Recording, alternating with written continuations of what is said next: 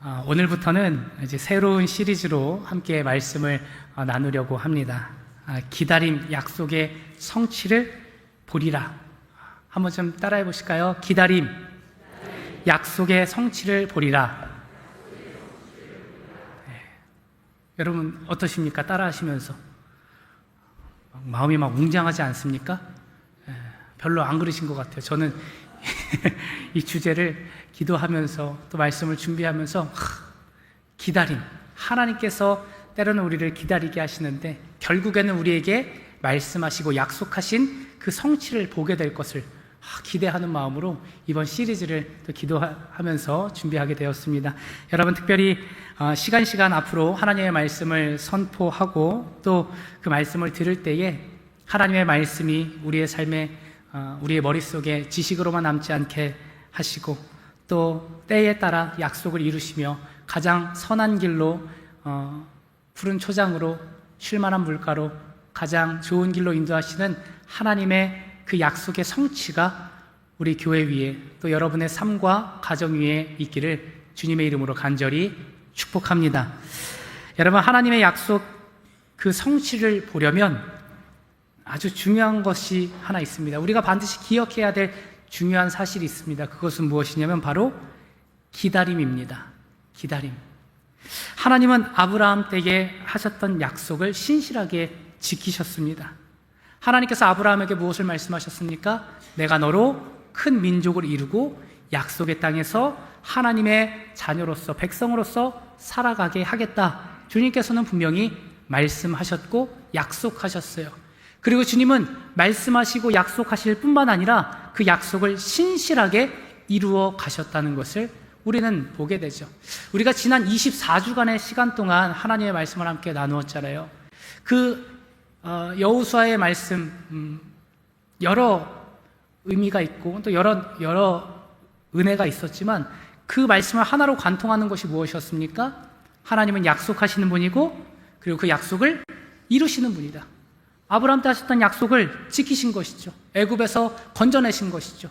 광야의 삶을 살게 하시고 그리고 약속하신 대로 약속의 땅 가나안에서 이스라엘 백성들을 살아가게 하신다는 그 약속을 주님께서 신실하게 지키셨던 내용이 이 여호수아 말씀 시간을 통하여서 우리는 보게 되었죠.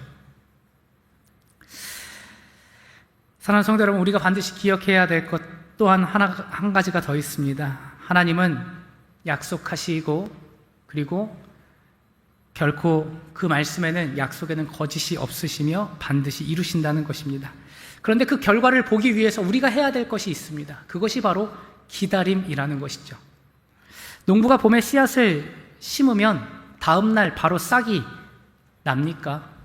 그렇지 않죠. 만약 그런 생각을 갖고 있다면 그 농부는 미련한 사람일 것입니다. 다음 날 싹이 나지 않는다고 해서 그 씨앗을 다시 파내는 것은 더더욱 미련한 일이죠.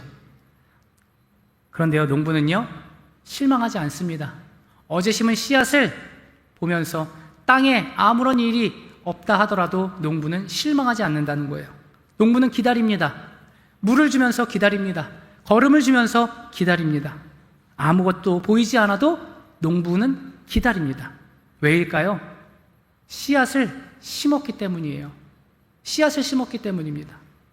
그리고 씨앗을 심었으면 반드시 싹을 틔우고 때가 되면 열매를 맺는다는 것을 이미 농부는 알고 있기 때문이죠. 그래서 지금 당장 오늘 심은 씨앗이 내일 싹을 틔우지 않는다고 해서 농부는 실망하지 않는다는 것이죠. 농부가 기다리는 동안 땅속에서는 어떤 일이 벌어집니까? 밖에서는요 아무것도 보이지 않습니다. 그런데요 땅속에서는요 뿌리를 계속해서 깊이 내리고 있는 중이에요. 그리고 때가 되면 흙 밖으로, 눈에 보이는 그 흙 밖으로 싹이 틔워지기 시작합니다. 다시 말해서 보이지 않는다고 해서 아무 일이 일어나지 않는다는 것이 아닙니다. 하나님도 마찬가지예요. 하나님의 말씀은 그 말씀의 씨앗이 우리의 마음 가운데 심겨졌습니다. 하나님은 시간 하나님의 말씀을 우리의 마음밭에 뿌려주십니다. 그 씨앗은 우리 속에 있기 때문에 지금 당장 눈으로 보이지는 않을지 몰라도 뿌리를 내리고 때가 되면 반드시 싹을 틔운다는 것입니다. 그러니까 하나님은 지금 이 순간에도 우리를 향하여 일하고 계십니다. 여러분의 눈으로 보이는 것이 아무런 변화가 없을지라도, 하나님께서 주신 약속의 말씀이 지금 이루어지지 않았을지라도 여러분 반드시 기억할 것은, 하나님께서 여러분에게 주신 약속의 말씀이 있다면 지금 하나님이 일하고 계시는 중이시다라는 그 신뢰를 가지며 살아가야 한다는 것이죠. 오늘 주님께서는 우리에게 이렇게 말씀하셨습니다. 갈라디아서 6장 9절 말씀 우리 함께 읽도록 하겠습니다. 시작. 선한 일을 하다가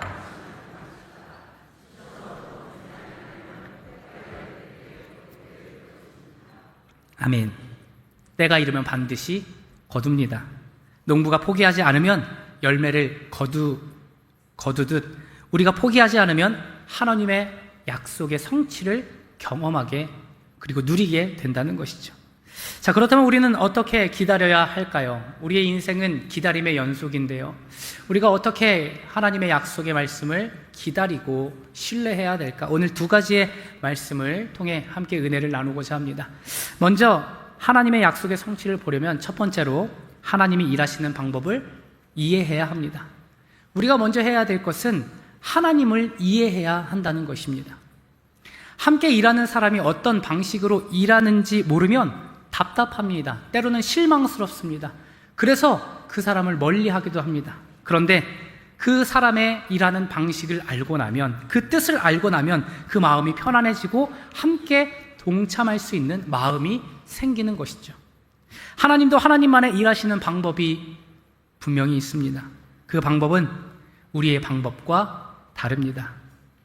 그래서 그 방법을 모르고 살아가면 우리는 지치게 되고요. 그 방법을 알고 살아가면요, 평안히 기다릴 수 있게 되는 것입니다. 하나님께서 일하시는 방법은 총 5단계가 있습니다. 한 5단계를 지금 한번 좀 알아보고자 합니다. 첫 번째, 하나님께서 우리에게 일하시는 첫 번째 방법은요, 우리에게 꿈을 먼저 주신다는 거예요. 하나님께서 우리의 삶에 일하시기로 결정하시고 가장 먼저 하시는 것은 우리의 삶에 꿈을 주신다는 거예요. 여러분 꿈 꾸셨습니까? 꿈을 꾸며 살아가고 있습니까? 저 어제 저녁이 아니라 이제 어젯밤 잠을 자면서 꿈을 2번 꿨어요. 저는 꿈을 되게 자주 꿉니다. 그래서 2가지 꿈을 꿨는데 하나는 아들 꿈을 꾸고 하나는 우리 교회 꿈을 꿨어요. 궁금하십니까? 말씀드리지는 않도록 하겠습니다. 좋은 꿈이었습니다. 여러분, 그런 꿈 말고요, 하나님은 우리의 인생에 꿈을 주신다는 거예요. 다시 말해서 여기에서 꿈은요, 비전입니다. 무엇을 해야 하는지, 앞으로 우리의 삶을 어떻게 인도하시는지에 대해서 주님께서는 말씀으로 꿈을 주시고요, 비전을 주신다는 거예요. 제가 누누이 말씀드리죠. 생명이라는 것은 사명이 있다는 것이다. 우리가 살아있다라는 것은 하나님께서 우리를 주님의 나라 가는 그날까지 우리에게 꿈을 주시고 비전을 주시고 그 비전을 이룰 수 있도록 우리를 시간 인도하시는 하나님이시다. 제가 누누이 말씀을 드리죠. 여러분, 하나님께서는 우리에게 소원을 주십니다. 꿈을 주십니다. 간절한 기도의 제목을 주십니다. 열망하는 마음을 주세요. 어떤 분에게는요, 사업의 비전을 주십니다. 어떤 분에게는 자녀를 향한 약속의 말씀을 주시기도 하고요. 또 어떤 사람에게는요, 치유의 소망을 주시고 어떤 분에게는 이 사역의 꿈을 허락해 주십니다. 아브라함을 하나님께서 부르셨을 때 어떻게 부르셨습니까? 내가 너로 큰 민족을 이루겠다. 여러분, 아브라함은 어떤 사람이었습니까? 꿈이 없었던 사람이었어요. 아브라함이 하나님으로부터 부름을 받았을 때는 75세였습니다. 그런데 아브라함에게 자녀가 있었어요? 없었어요? 네, 없었습니다. 75세면요, 이미 자녀를 낳아도 이미 많이 낳았고 이제는 그 생산의 기능이 멈출 때입니다. 왜냐하면 사라의 나이도 이미 많이 들었기 때문이죠. 그러니까 이 아브라함은요, 그저 오늘 하루 우상을 깎아 팔아 살아가는, 오늘 하루하루를 그 생계를 유지하며 살아가는 소망 없는 인생이었습니다. 자, 그런데 하나님의 전적인 은혜로 아브라함에게 나타나시고 그에게 말씀하셨어요. 내가 너로 큰 민족을 주리라. 내가 너로 큰 민족이 되게 하리라. 큰 민족을 이루겠다. 여러분, 아브라함에게 지금 자녀가 없었습니다. 민족을 이루려면 아브라함의 자손이 있어야 돼요. 아들이 있어야 되죠. 자녀들이 있어야 됩니다. 그래야지 민족을 이루든 가족을 이루든 뭘 할 수 있는데 대가 끊긴 상황이었어요. 그런데 그 소망 없는 인생에 누가 찾아오셨습니까? 하나님이 찾아오셨죠. 아무런 소망이 없고 희망이 없고 꿈이 없는 그 아브라함의 인생에 찾아오셔서 말씀하시는 거예요. 내가 너로 큰 민족을 이루겠다. 너의 자손이 바다의 모래알처럼 많아질 것이며 너의 자손이 하늘의 별과 같이 많아질 것이다. 셀 수 없을 것이다. 하나님께서 그 꿈을 아브라함에게 주셨습니다. 다윗에게는요, 왕이 될 것을 약속하시면서 그에게 기름을 부어 주셨습니다. 요셉에게는요, 형들과 부모님이 그 앞에 절하는 꿈을 주셨습니다. 모세에게는 이스라엘 백성을 애굽에서 인도해낼 그 소명을 주셨다는 것이죠. 여러분, 이것이 바로 출발점입니다. 하나님은 반드시 하나님의 사람들에게 꿈을 먼저 주십니다. 비전을 주세요. 소망 없는 인생에 찾아오셔서 내가 너를 통하여서 이스라엘 백성들을 건져내리라. 지금 목자인데 광야에서 하고 있는 거 아무것도 없는 모세에게 찾아오셔서 소망 없는 인생에게 찾아오셔서 말씀하시는 거예요. 내가 너로 큰 민족을 이루겠다. 내가 너로 이 이스라엘 백성들을 애굽에서 건져내겠다. 아브라함에게, 자식이 없는 아브라함에게 찾아오셨어요. 그러면서 말씀하시는 거예요. 내가 너로 큰 민족을 이루겠다. 인간적으로 생각했을 때는 도저히 가능할 수 없는 일입니다. 그런데 하나님께서는 말씀하시는 거예요. 왜요? 하나님은 말씀하시는 분이고 약속을 성취하시는 분이기 때문에, 그리고 하나님께서는요, 전지하시고 전능하신 하나님이시기 때문에 하나님의 손을 통하여서 이루어지지 않는 것은 단 한 가지도 없기 때문에 하나님은 소망 없는 인생에 찾아오셔서 말씀하신다는 거예요. 오늘 우리의 삶도 동일합니다. 오늘 하나님께서 저와 여러분의 인생에 찾아오셔서 오늘 이 말씀을 통하여서 주님께서 우리에게 약속하시는 거예요. 내가 너로 큰 민족을 이루게 하겠다. 내가 너로 꿈을 꾸게 하겠다. 내가 나의 일을 너를 통하여서 이루게 하겠다. 오늘 하나님께서 우리에게 말씀하시는 줄 믿습니다. 여러분, 그런데 여기서 중요한 것이 하나 있는데요. 그 꿈이 어디서 왔는지를 잘 분별해야 됩니다. 내 욕심으로 꾸는 꿈인지 아니면 하나님이 주시는 꿈인지. 그렇다면 이것을 어떻게 알 수 있을까요? 이것이 내 욕심인지 아니면 하나님께서 주신 것인지 어떻게 알 수 있을까요? 하나님이 주신 꿈은요, 기도하면 기도할수록 더욱 선명해집니다. 더욱 선명해져요. 시간이 지날수록 없어지고 생각에서 지워지는 것이 아니라 시간이 지나면 지날수록 더 간절해집니다. 포기하려 해도 포기가 되지 않아요. 그리고 그 꿈은 나만을 위한 것이 아니라, 내 가족을 위한 것이 아니라 하나님의 영광과 연결되어 있음을 경험하게 됩니다. 사랑하는 성도 여러분, 지금 여러분 마음속에 오래된 기도의 제목들이 있으십니까? 오랫동안 품어온 소원이 있으십니까? 그것이 지금 당장 이루어지지 않았지만 포기하려 해도 포기가 되지 않는 그 간절한 기도의 제목들이 있습니까? 여러분, 하나님께서 여러분에게 주신 꿈이기 때문에 그것을 잊지 않게 하시는 거예요. 포기하지 않게 하신다는 것이죠. 왜냐하면 하나님께서 주시는 비전과 소망은, 그 꿈은 반드시 하나님이 이루시기 때문입니다. 자, 두 번째, 하나님께서 우리에게 약속의 성취를 깨닫게 하시려고 주시는 두 번째 단계는요, 바로 결단하게 하십니다. 결단하게 하십니다. 꿈을 주신 후에 하나님께서는 반드시 결단하게 하십니다. 그런데 이 결단이 그리 쉽지는 않습니다. 왜냐하면 결단에는 대가가 따르기 때문이죠. 아브라함을 한번 좀 생각해 보십시오. 하나님께서 아브라함을 부르셨습니다. 꿈을 주셨을 때 하나님께서 동시에 이렇게 말씀하셨어요. 너는 너의 고향과 친척과 아버지의 집을 떠나라. 자, 내가 너로 큰 민족을 이루게 하겠다라고 하나님께서 말씀하심과 동시에 하나님께서 무엇을 말씀하셨냐면, 너는 너의 친척과 아버지와 그 가족의 울타리를 벗어나라. 그리고 내가 내게 지시할 땅으로 가라 말씀하셨습니다. 여러분, 아브라함의 나이가 지금 몇 살이라고 말씀드렸습니까? 네, 75세요. 어딜 가요? 가긴 75세인데 어딜 또 이사를 가요? 또 어디에 둥지를 틉니까? 당시에 그 가족 공동체는요, 나를 보호할 수 있는 그 울타리였습니다. 어떻게 그 울타리를 벗어날 수 있겠습니까? 그런데 하나님께서 말씀하시는 거예요. 내가 너로 큰 민족을 이루게 할 것인데 조건이 하나 있다. 너의 정든 그 둥지를 떠나라. 다시 말씀드리자면 하나님께서는 우리에게 결단을 요구하신다는 거예요. 정든 땅, 익숙한 환경, 평생 쌓아온 모든 것을 두고 떠나라고 말씀하십니다. 여러분, 이것은 쉬운 결정이 아니죠. 베드로는요, 예수님을 따르기 위해서 그가 일생을 잡고 있었던 배와 그물을 버려 두었습니다. 이게 말처럼 쉬운 일일까요? 그렇지 않았다는 것이죠. 에스더는요, 자신의 동족들을 구하기 위하여서 함부로 나아가서는 안 되는 그 왕 앞에 죽으면 죽겠습니다 라고 하는 그 믿음의 결단으로 왕 앞에 나아갔습니다. 목숨을 건 결단이었다는 것이죠. 여러분, 결단은요, 말로만 하는 것이 아닙니다. 절대로 말로만 하는 것이 아닙니다. 결단은 내가 가진 것을 내려놓는 것입니다. 그리고 시간을 들여야 하는 것입니다. 재물을 들여야 하는 것이고요, 편안함을 포기해야 하는 것이고요, 내 인생의 에너지를 들여야 되는 것이죠. 그게 바로 결단이에요. 하나님을 위하여서, 하나님께서 주신 꿈을 이루기 위해서 내가 무엇인가를 해야 하는 것이 결단이라는 것이죠. 결단은 앉아서 이루어지지 않습니다. 엉덩이를 떼야 돼요. 걸어가야 됩니다. 그랬을 때 그것이 믿음의 첫 걸음이 된다는 것이죠.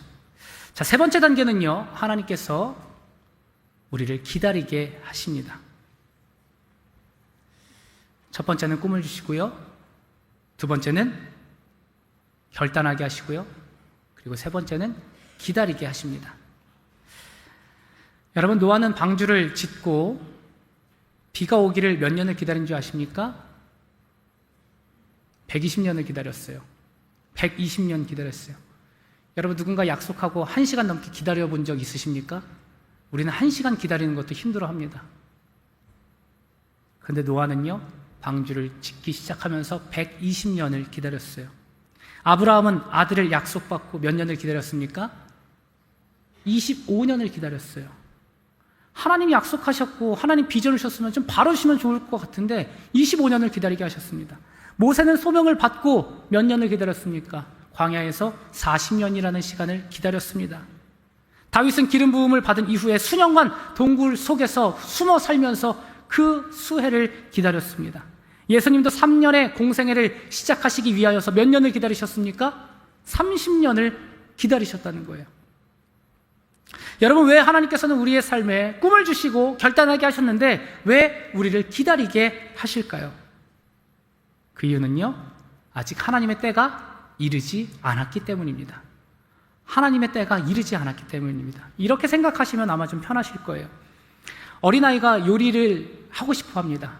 최근에 이제 막 흑백 요리사 요리하는 프로그램들이 많잖아요. 냉장고를 부탁해, 뭐 이런 것들 많잖아요. 그걸 보면서 요리하는 사람을 보고, 나도 요리사가 되어야 되겠다. 어린 시절 그 꿈을 품습니다. 그리고 아이가 엄마한테 이야기하는 거예요. 엄마, 나 요리사가 될 테니까 지금 칼 좀 주세요.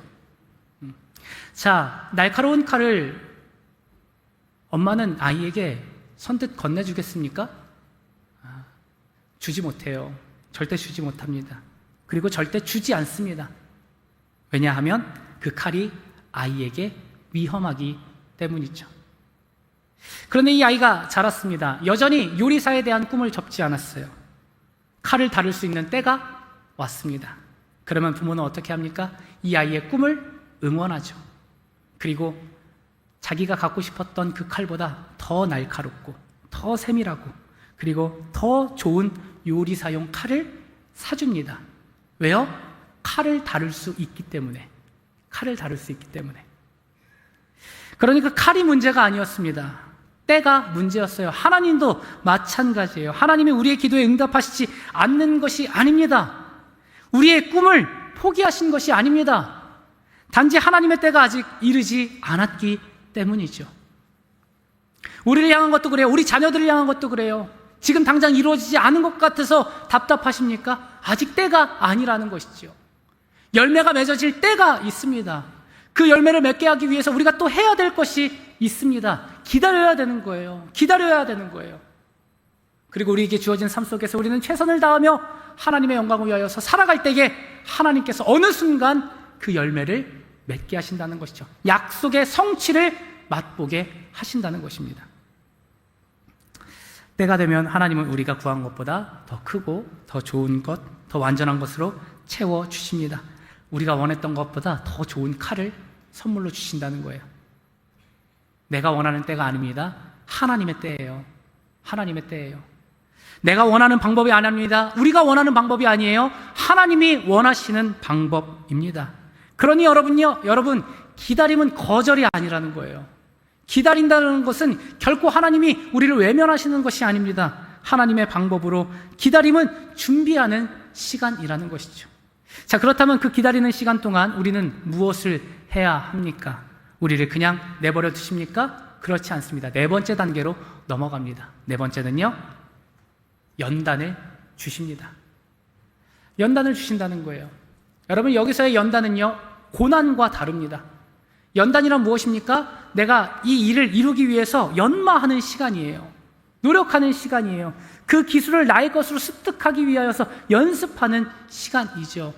축구 선수가 그라운드를 누비면서 게임을 하기 위하여서 자신의 체력을 기르고 기술을 연마하는 그 시간이 바로 연단의 시간이라는 것이죠. 여러분, 3단계가 하나님의 때에 관한 것이라면 4단계는요, 우리의 준비에 관한 말씀입니다. 준비되어야 칼을 주시는 거예요.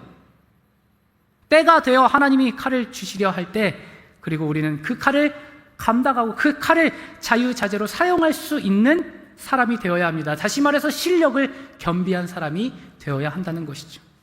그 준비를 시키는 과정이 바로 연단의 시간입니다. 근데 솔직히 이 연단의 단계는요, 매우 힘듭니다. 기다리는 것도 힘들어요.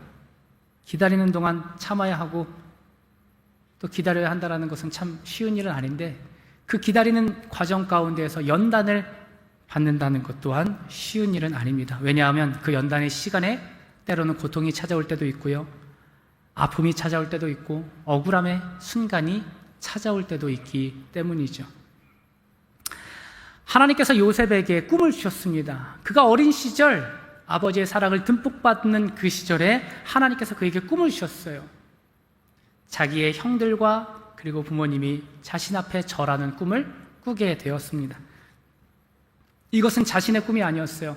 자기 스스로가 교만하여서 꾼 꿈이 아니었습니다. 하나님께서 그에게 주신 꿈이었어요. 이스라엘 백성들을 구원하시기 위하여서, 야곱의 가족들을 구원하시고 그들을 민족으로 삼게 하시기 위한 하나님 아버지께서 그에게 주신 꿈이었다는 것이죠. 자, 그렇다면 꿈을 꾸게 되었습니다. 하나님께서 비전을 주셨어요. 자, 그렇다면 하나님께서 그 꿈을 바로 이룰 수 있도록 우리에게 일들을 빨리빨리 진행하시면 좋을 것 같은데, 요셉에게도 그러시면 좋을 것 같은데, 요셉이 그 꿈을 꾸고 난 직후에 어떤 일이 벌어졌습니까? 요셉은 형들의 미움을 사게 되면서 보디발의 집에 노예로 팔려가게 됐습니다. 노예로 팔려가게 됐어요.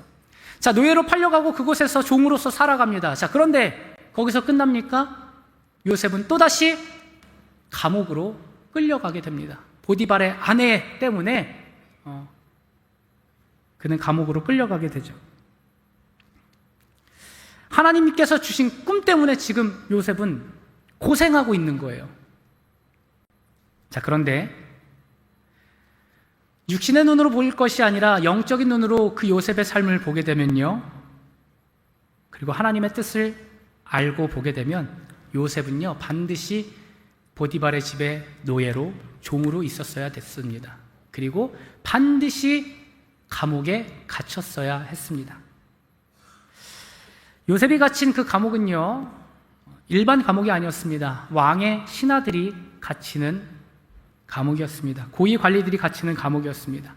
요셉은 그 감옥 안에서 왕의 술 맡은 관원장과 그리고 떡 굽는 관원장을 만납니다. 그리고 나중에는 바로의 꿈을 해석하게 되는 그 연결고리가 바로 그 감옥 안에서 만나게 되는 것이죠. 생각해 보십시오. 요셉이 총리가 되기 위해서는 어떠한 교육을 받아야 했겠습니까? 나라를 다스리는 법을 알아야 됐어요. 어떻게 왕실이 돌아가야 하는지 그 사실을, 그 실태를 파악해야 했습니다. 고위 관리들이 어떻게 생각하고 이 나라를 움직이기 위해서는 어떠한 생각을 갖고 어떻게 이 나라를 경영해야 되는지 그것을 알아야 됐어요. 그런데 히브리 노예 출신이었던 이 요셉이 어디서 이것을 배울 수 있었겠습니까? 그것을 바로 감옥에서 배우게 된 것이죠. 요셉에게 그 감옥은 단순한 감옥이 아니었습니다. 왕의 신하들과 함께 지내며 왕실의 언어를 배우기 시작했어요. 나라가 돌아가는 방식을 그곳에서 익히게 되었습니다. 사람을 다루는 법을 그곳에서 터득하게 됐어요. 물론 이 말씀을 보면요, 하나님이 그와 함께 하심으로 그를 형통하게 하셨더라 라고 기록되어져 있습니다. 하나님께서 그와 함께 하셨기 때문에 그 안에서도 형통할 수 있었던 것이죠. 하나님께서 그와 함께 하셨기 때문에 비록 그가 갇힌 곳은 누군가의 집의 노예였고 또 감옥이었지만, 그러나 요셉의 삶을 하나님께서는 형통하게 하셨다는 거예요. 그곳에서 사람들을 만나게 하시고요, 그 안에서 배우게 하시고요, 그 안에서 다시금 하나님의 사람으로서 하나님의 사역을 감당하기 위하여서 훈련받는 장소였다는 것이죠. 다시 말하자면 요셉에게 있어 그 감옥은요, 총리가 되기 위한 1대1 고액 과외를 받는 학교였다는 것입니다. 하나님은 요셉을 감옥에 버려두신 것이 아니었습니다. 그 감옥을 학교로 만드셔서 그에게 필요한 것들, 그가 반드시 알아야 할 것들, 배워야 할 것들을 그 감옥 안에서 배우게 하셨다는 것이죠. 대부분의 사람들은 연단의 시간이 길어지면 이렇게 생각합니다. 하나님이 나를 버리셨나? 하나님께서 나에게 주신 그 꿈을 이제는 잊으셨나? 하나님이 나를 외면하시는 것은 아닌가? 하나님께서 이제 나를 돕지 않으시는가? 라고 생각합니다. 요셉도 그 감옥 안에서 얼마나 힘들었겠습니까? 얼마나 그 안에서 고통스러운 나날들을 보냈겠습니까? 그러나 하나님은요, 분명한 것은 요셉이 감옥에 있든지 노예로 팔리든지 어느 곳에 있든지 요셉과 함께 하셨다는 거예요. 요셉과 함께 하심으로 그의 삶을 형통하게 하셨더라. 연단의 목적은 딱 한 가지입니다. 하나님의 사람으로 빚어가시는 과정이라는 것이죠. 빚어가는 훈련의 장소라는 거예요. 사랑하는 성도 여러분, 지금 여러분이 지나고 있는 그 고통의 시간, 그 억울한 시간, 연단이라고 여겨지는 그 막막한 시간이 믿음의 눈을 들고 보면 하나님께서 여러분을 연단시키시고 훈련시키시는 과정이라는 것을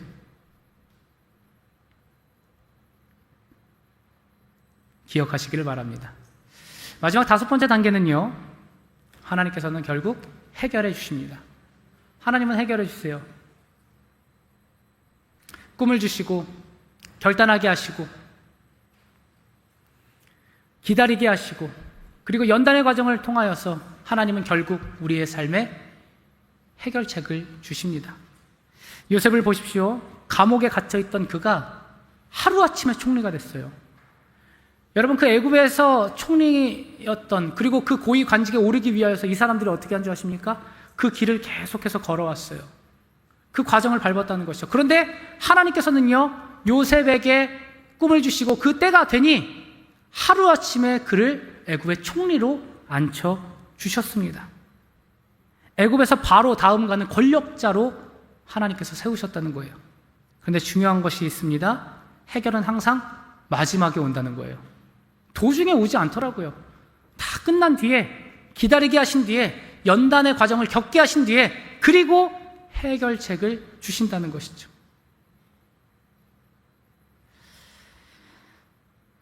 그런데 여러분, 하나님께서 해결해 주실 때에 놀라운 것은 우리가 생각했던 것보다 훨씬 크게 이루어 주십니다. 훨씬 크게 이루어 주세요. 요셉이 꿈을 꿀 때 누가 절을 했습니까? 그의 형제들이었어요. 그의 부모였습니다. 기껏 해봤자 몇십 명 되지도 않았어요. 자, 그런데 하나님께서 실제 그 꿈을 붙들고 연단의 과정을 거치고 기다리고, 그리고 그 삶을 결단하였던 요셉의 삶에 누구를 무릎 꿇게 하셨습니까? 애굽에 있었던 모든 백성들을 무릎 꿇게 하셨어요. 그들의 가족뿐만이 아니라 전 세계에 있었던 모든 백성들을 요셉 앞에 무릎 꿇게 하셨다는 것이죠. 그러니까 요셉이 꾸었던 꿈보다 하나님은 더욱더 크게 이루셨다는 것이죠. 수많은 생명이 그 앞에 무릎을 꿇었고, 그리고 수많은 생명이 요셉 한 사람을 통하여서 살아나기 시작했습니다. 다시 말해서 요셉이 꿈꾼 것보다 훨씬 더 크게 이루어 주셨다는 거예요. 꿈도 결단도 기다림도 연단도 그 모든 것이 합쳐져서 하나님의 선한 결말을 만들어내신다는 것입니다. 그러니까 요셉의 삶에는요, 감옥의 시간도 버릴 것이 없는 거예요. 보디발의 집에 노예로 끌려갔을 때 그 시간도 버릴 것이 하나도 없었던 거예요. 형들에게 미움을 받았던 그 시간도 버릴 것이 없고요, 아버지의 특별한 사랑을 받았던 그 사랑의 시간도 무엇 하나 버릴 게 없었다는 것이죠. 결국에 하나님은요, 모든 것을 합력하여 선을 이루게 하셨고, 요셉이 꾸었던, 그에게 처음 주었던 꿈보다 훨씬 더 크게 이루시는 기적을, 약속의 성취를 요셉은 경험하게 되었다는 것이죠. 여러분, 이와 같이 끝까지 기다리는 자, 그러한 자가 하나님의 약속을 받게 된다는 것입니다. 자, 하나님의 일하시는 단계 가운데 기다림이 있었습니다. 자, 그렇다면 무엇을 기다려야 할까요? 두 번째로는 하나님의 때를 기다려야 합니다. 하나님의 시간, 하나님의 때를 우리는 기다려야 합니다. 자, 그렇다면 하나님의 때를 기다릴 때 우리는 어떻게 기다려야 될까요? 그저 넋놓고 앉아있으면 될까요? 그렇지 않습니다. 첫 번째는 기도하며 기다려야 합니다. 기도하며 기다리는 거예요.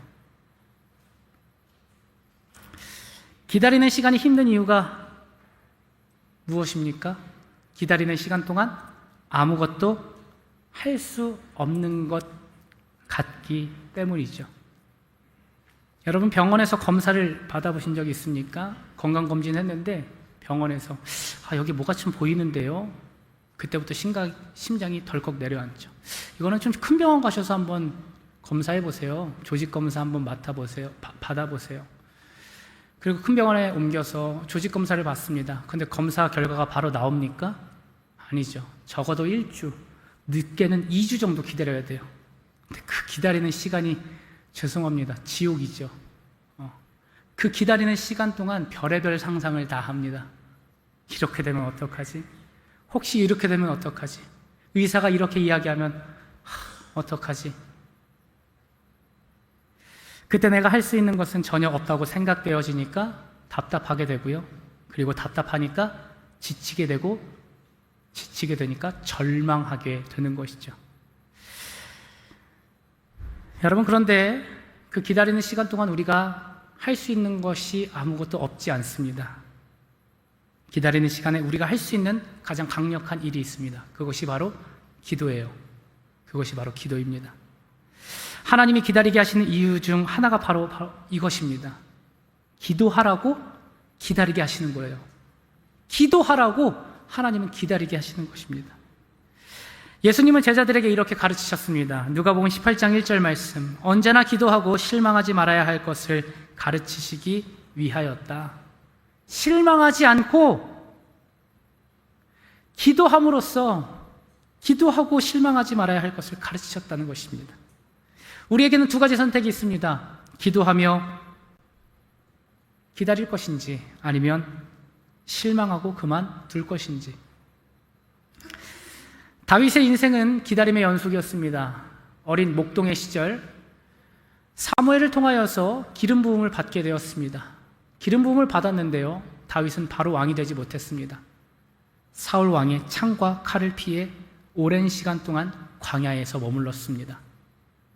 그러나 다윗은요, 그 시간 가운데에 하나님 앞에 이렇게 고백합니다. 시편 5편 3절 말씀, 주님, 새벽에 드리는 나의 기도를 들어주십시오. 새벽에 내가 주님께 사정을 아를 준비를 하고 기다리겠습니다. 여러분, 다윗은 그냥 기다린 것이 아니었습니다. 매일 새벽 주 앞에 무릎을 꿇고 기도하며 기다렸다는 거예요. 주께서 반드시 응답하실 것이라는 그 믿음을 가지고 다윗이 지금 고백하는 것이죠. 주님, 내가 새벽에 내가 주님께 사정을 아뢰 것을 준비하고 기다리고 있겠습니다. 다시 말해서 그는 기도하겠다는 거예요. 지금 이 다윗이 어떤 상황이었습니까? 그는요, 광야에서 전전긍긍하며 살아가는 삶이었습니다. 사울의 눈을 피하여서 계속해서 도망가는 신세였어요. 무엇 하나 희망이 없는 삶이었습니다. 기름 부음을 받긴 했지만 이게 뭡니까? 광야에서 자꾸 도망다니며 살아가는 신세인데요. 그런데 다윗은요, 그 가운데 실망하지 않고 주님 앞에 뭐라고 합니까? 주님, 내가 기다리겠습니다. 나의 사정을 알기 위하여서 하나님 앞에 기다리겠습니다. 나는 기도의 자리로 나아가겠습니다. 상황이 바뀐 건 아무것도 없었어요. 사울의 왕의 마음을 돌이키시지도 않으셨습니다. 그런데 다윗은요, 그 가운데 하나님, 내가 기도의 자리로 나아가겠습니다. 왜 그가 기도의 자리로 나아갔을까요? 기도의 자리로 나아갈 때마다 하나님이 가야 할 길을 알려주시고 어둠 가운데서 빛을 비춰주시고 마땅히 해야 될 것을 가르쳐 주셨기 때문에 비록 광야의 시간에 있을지라도, 절망의 시간일지라도, 상황이 변한 것은 아무것도 없을지라도 그는 하나님 앞에 나아가 새벽에 기도했던 거예요. 자신의 사정을 아뢰기 위해서. 그리고 하나님께 기도할 때마다 그의 마음에 평안을 주시고 기쁨을 주시고 다시금 살아갈 수 있는 소망을 주셨기 때문에 다윗은 기도의 자리로 나아가게 되었던 것입니다. 사랑하는 성도 여러분, 혹시 기다림에 지치시지는 않으셨습니까? 그렇다면 한번 여러분 스스로를 돌이켜 보십시오. 나는 지금 기도하며 기다리고 있는가? 아니면 기도 없이 그냥 기다리고 있는가? 기도 없이 기다리면요, 여러분 지칩니다. 그리고 절대 소망을 발견할 수가 없습니다.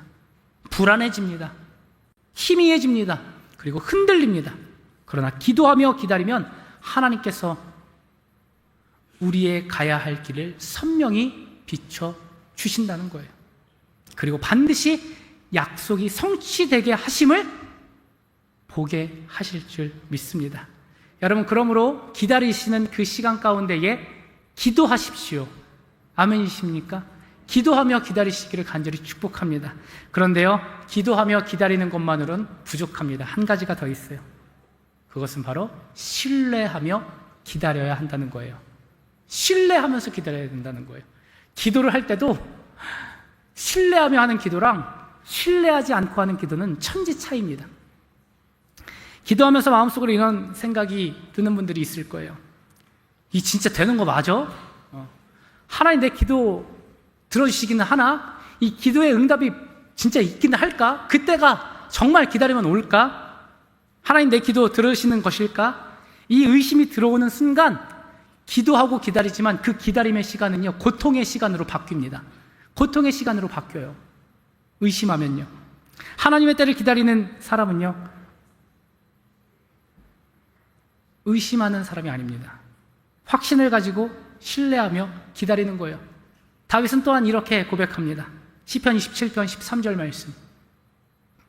나는 아직도 이것만은 확신한다. 내가 살아있는 이 땅에서 여호와의 선하심을 보리라. 아멘. 여러분, 아까도 말씀드렸죠. 지금 다윗의 상황이 어떻다고요? 광야예요. 도망자의 신세입니다. 매일매일 다윗을 배반하는 사람들이 나옵니다. 어제는 동역자였고 어제는 나의 동료였는데 오늘은 나를 배신하는 사람이 생기는 거예요. 불안함 가운데서 살아갑니다. 걱정과 근심 가운데 날마다 잠을 이루지 못하고 늘 뜬 눈으로 밤을 지새며 살아갔던 것이 다윗의 인생이었어요. 자, 그런데 다윗이 뭐라고 고백합니까? 하나님, 나는 이것만은 확신합니다.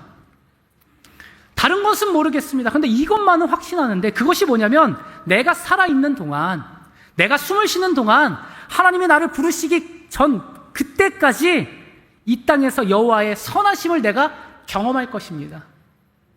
할렐루야. 하나님의 선하심을 내가 볼 것이라는 거예요. 여러분, 상황적으로 보면요, 그저 육신의 눈으로 다윗을 보면요, 그 진짜 불쌍한 인생이더라고요. 진짜 불쌍한 인생이었습니다. 그런데 다윗은 어떻게 고백한 거예요? 내가 살아있는 동안 나는 이것을 확신한다.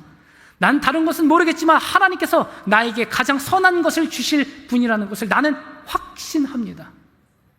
그가 나를 푸른 초장으로 인도하시며 쉴만한 물가로 이끌어 주신다. 이것을 확신한다는 거예요.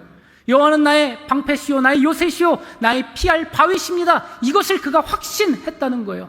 사망의 음침한 골짜기로 다닐지라도 내가 해를 두려워하지 않습니다. 왜냐하면 주의 지팡이와 막대기가 오늘도 나를 지키시고 보호하시고 안위하시기 때문에 하나님, 나는 더 이상 두려워하지 않습니다. 비록 지금 하나님의 꿈이 지금 당장 나의 삶에 이루어지지 않고 내 눈으로 보이지 않을지라도 그러나 나는 불안해하지 않습니다. 나는 이것만을 확신합니다. 내가 살아있는 동안 하나님은 나에게 거짓을 주지 않습니다. 하나님 나에게 선한 것을 주시는 분이십니다. 여러분, 다윗이 이 고백을 한 거예요. 어떻게 이러한 고백을 할 수 있었을까요? 그의 마음 가운데는 하나님을 신뢰하는 믿음이 있었기 때문입니다. 제가 한 번은 유치부 학생에게, 학생이라고 해야 되나요? 유아에게 물어봤어요. 형제였거든요. 한 명은 이제 초등학교에 들어간 아이였고, 한 명은 아직 초등학교에 못 들어간 7살이었습니다. 근데 이제 학교에 형이 들어가니까 제가 그 동생한테 물어봤어요. 야, 얘야, 너 형 부러워? 너 속상하지 않아? 너 학교에 못 들어간 거 속상하지 않아? 그러니까, 아니요, 하나도 안 속상한데요. 그래서 왜? 어차피 내년에 갈 거잖아요. 어차피 내년에 갈 건데요. 형은 때가 됐으니까 먼저 간 것이고 저는 8살 되면 가겠죠. 아주 당돌하게 얘기하더라고요. 불안함이 하나도 없었습니다. 걱정이 없었어요. 실망하거나 좌절하지 않았습니다. 왜입니까? 자기에게도 때가 올 것을 알았기 때문이죠. 나에게도 학교를 들어갈 때가 온다는 것을 그가 알았기 때문이죠. 하나님의 때도 마찬가지입니다. 하나님이 반드시 이루신다는 확신이 있는 사람은요, 기다릴 수 있는 거예요. 그러나 확신이 없는 사람은 조금만 늦어져도 안 달라고 포기합니다. 여러분, 믿는 만큼 되는 거예요. 하나님께서 우리에게 말씀하셨죠. 너의 믿음대로 될지어다. 믿음대로 될지어다. 재주만큼 되는 게 아니에요. 실력만큼 되는 게 아니더라고요. 믿는 만큼 되는 것입니다. 하나님은 오늘 우리가 확신하고 기대하는 만큼 일하십니다. 시편 37편 5절과 7절 말씀 우리 함께 읽도록 하겠습니다. 시작. 내 길을 여호와께 맡겨라. 그를 신뢰하면 그가 이루실 것이다. 여호와께서 행하실 때까지 참고 기다려라. 악인들이 성공하는 것을 보고 안달하거나 부러워하지 말아라. 아멘. 말씀을 맺겠습니다. 여러분, 안달하지 마십시오. 조급해하지 마시라는 거예요. 지금 뭔가 이루어지지 않았다고 해서 여러분 떨지 마십시오. 걱정하지 마십시오. 안달하거나 남들이 부러워 보인다고 부러워하지 마십시오. 왜냐하면 하나님께서 우리 각각의 인생마다 하나님의 때를 주셨기 때문이에요. 그리고 하나님의 때가 되면 반드시 하나님께서 그 길을 걷게 하시기 때문입니다. 우리가 해야 될 것은 그래서 다른 사람을 부러워할 것이 아닙니다. 하나님의 때가 있다는 것을 확신하는 것이죠. 사랑하는 성도 여러분, 하나님은 지금도 우리 가운데 일하고 계십니다. 지금 당장 내 앞에 보이지 않고 뭔가 결과물이 없을지라도 여러분 너무나 안달나지 마십시오. 걱정하지 마십시오. 여러분의 자녀도 마찬가지예요. 나의 자녀 왜 아직도 때가 안 왔지? 왜 얘는 아직까지 여기까지인가? 라고 너무 걱정하지 마십시오. 하나님의 때가 되면 그 하나님의 자녀를 하나님의 인도하심을 따라 분명히 그 믿음의 길을 걷게 하실 줄 믿습니다. 기도하며 기다리십시오. 그리고 신뢰하며 기다리시기를 주님의 이름으로 간절히 축복합니다. 기도하겠습니다.